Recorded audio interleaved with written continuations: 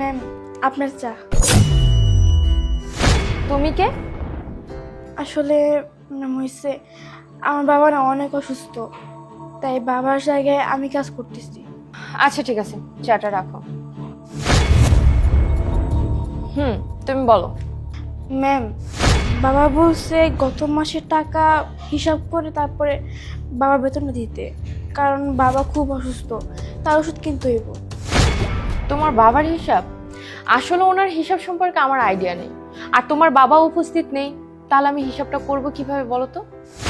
Madam আমি জানি তো, বাবা বলছিল গত সপ্তাহে 520 আর এর আগের সপ্তাহে 470 আর তার আগের সপ্তাহে 390, টোটাল মিলে হয় 1250। বাহ, ভেরি গুড। তুমি এত তাড়াতাড়ি ক্যালকুলেট করলে কিভাবে? আরে ম্যাম বুঝেন না, ও বাসা থেকে হয়তো ক্যালকুলেট করে আসছে। না না ম্যাডাম, আমি বাসা থেকে ক্যালকুলেট করে আসি নাই, আমি এখানে ক্যালকুলেট করছি। শোনো, এত না ওভার স্মার্ট হওয়ার কোনো দরকার নাই। এত তাড়াতাড়ি কি কেউ ক্যালকুলেট করতে পারে নাকি? আরে বাবা চুপ থাকো না, ও ক্যালকুলেট করছে, আর এটা কিন্তু এমন কোনো বড় ব্যাপার না, তাই না? আরে ম্যাম, ও তো একটা ছোট বাচ্চা, এত তাড়াতাড়ি ও কিভাবে ক্যালকুলেট করতে পারে? আরে বাবা হতে পারে না, ওর ব্রেন অনেক শার্প আর ক্যালকুলেশনও ভালো, তাই করতে পারছে।